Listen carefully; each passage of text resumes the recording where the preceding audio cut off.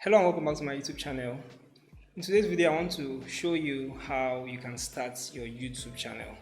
So this video is going to be talking about how to start a YouTube channel and the struggles we face as small YouTubers when you are just starting a YouTube channel. And I have with me a guest YouTuber that is also a small YouTuber, and her name is Victory. So Victory, can you please introduce yourself? Hello, my name is Victory. I'm EFA. You can call me V. And I have a YouTube channel named Sword of Fire. Basically, I talk about things that can actually help you grow spiritually, emotionally, and basically all aspects of your life. So that's my niche. Okay, so and as you can see from the background and all, this my channel is about art, so I basically make painting tutorials and drawing tutorials. But this is actually going to be a little bit different kind of video where we are sharing our own experience on how we started our YouTube channel and how you can start your YouTube channel from whatever level you're at, and also how to, struggle through the difficulties of being a small YouTube channel.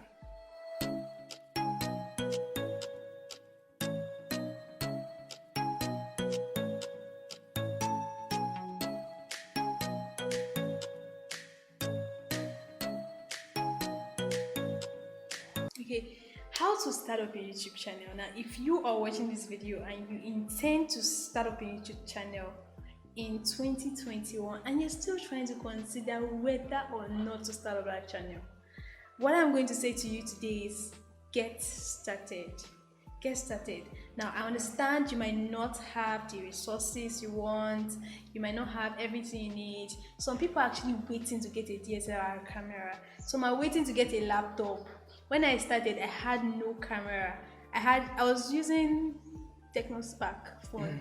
Those that know that phone, Techno K7, those that know the phone actually know that that phone is actually a very low quality phone. I just started up with it, but today I have a camera. So you don't have to think of the things you have, if you are capable enough, if you have camera confidence. I had no camera confidence, like seriously. It was even over time that I had to go through some classes about public speaking and all that, and I got used to talking to the camera. Like now, I'm not perfect, but at least It's something. I'm trying. So get started. Stop procrastinating. Stop waiting to get everything all together. When you started doing, did you have everything? I don't think you had everything fixed like this. But when I got here, like when I got to the studio, man, I was most I was totally immersed with the things I saw and everything. So, and getting to talk to him, I realized that he didn't just get everything in one day. He started small. And I started small too. So you can start small too. You can start with that phone you have in your hands. That phone you're using to watch this video. You can actually start with it, and over time you'll be able to, navigate your way and perhaps know how to, get materials you can use to improve your videos. Like she rightfully said, you just have to get started. And of course, you know that you need to create a Google account and go to youtube.com, create a channel and all those other processes, but this is not the video for that. So after you're done with all the basics, which involves actually creating the channel, you now need to talk about making the content, making the video, which involves your cameras, your lights, your microphone. So the next point I want to bring to you is that try not to spend too much funds in the beginning process of your videos, because your videos are not going to start making you money in return immediately. Yeah, true. It takes a long time to monetize your YouTube channel. Like this video, we're making it using our small YouTube channel as an example. So our YouTube channel has not been monetized yet, right? So we have a long way to go to actually be monetized. So if you are spending your personal money for every single video, maybe you rent a camera, you pay someone for your thumbnail, pay someone for your video editing, you are going to really be discouraged very fast and be broke very fast. So although it's I feel like that passion to actually rent is good, shows that you are interested. But I feel rather than rent, maybe find someone that you can borrow from for free. Exactly. So if you can borrow maybe if a phone of a friend that's a better quality than yours, you borrow a phone and charity work, then just get started with what you have. Of course, you can use your phone. You can also edit with your phone. Like when we talk about making of thumbnails, for example, we have Pixel Lab, we have Canva. So these are phone free softwares on your phone that you can use to make your thumbnail. And also, if you want to edit your videos, we have KineMaster, we have Power Director. Those are all free apps on your Android phone that you can use to edit your video. So you don't have to break the bank to be a YouTuber. Just start cheap. Another very important tip in starting up a YouTube channel is to find your niche. That is, find that area with which your videos are going to be specialized to. Because if you make videos randomly on everything, then people really don't know you for one thing. So if you're into art, then let your niche also be related to your channel name. That will actually improve your search engine optimization. So rather than writing like your name is Igbenogsa Saritin, just rather than calling your YouTube channel Igbenogsa Saritin, you can call it Igbenogsa Saritin Art. Just an example. So having your niche in your channel title will actually help in the search engine optimization of the channel. Okay, another thing about niche is when you actually have a niche, people can actually search for you. They can actually know you for a particular thing. Not like, okay, for example, now when we talk about blended art, we know it is all about art. So we know what to expect from him. We know what to get from him. So when you get to his channel, you get to see, everything about it. Now it's not like today you're like, okay, fine, I'm going to make a cooking video, a tutorial video, and then tomorrow you are doing vlogging, and next tomorrow you're doing something else. So the reason for having a niche is actually so that people can get to know you for something, and then when they are subscribing to your channel, they know what they are subscribing for. They are not clueless. They won't just wake up one day and then they are surprised at what you are doing in your channel. So that's the reason for getting a niche. And then when you're getting a niche, you have to be careful of the name you pick for yourself. Like the name ought to be related to what you do. And then secondly, your name has to be searchable. That was like a big mistake I made when I started my YouTube channel initially. Somebody was like, I was trying to search out your channel and I didn't really know how to, I didn't really get results. So you need to know people that are already bearing your name, people are already using your name for their own channel, so that you can get to customize a good name that will also fit with your niche. Okay, when you have done that, then another thing you need to pay attention to is your consistency. You don't post today and then you wait for the next 2 months or 3 months before you post your next video. You have to be very consistent. And then as a small YouTuber, there's a very high chance that you will not be consistent. Why do I say so? Well, as a result of experience, through experience, I've realized that when you post a video and expecting this video to blow and get enough views and everything, and then all of a sudden this video doesn't get as much views as you expected, sometimes you can get discouraged. And then you feel bad and everything, and you become demotivated. So that whole energy and vibes of wanting to do videos and get across to people might just decline automatically. And then there's fear of failure. There's fear of, okay, the next video I'm going to do, what's the probability that it's going to take off? What's the probability that people are going to watch it or want to see my videos?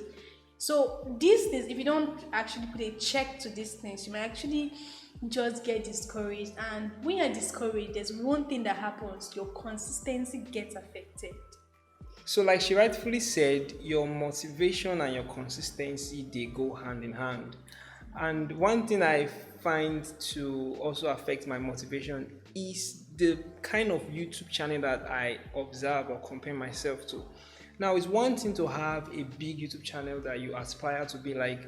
As an arts YouTube channel, I have JAZZA, and Gauze Art and some other arts YouTube channels that are big. But I don't focus on them too much because they can tend to like demotivate me, because those channels, they already have the audience, so they post anything they want and it gets views.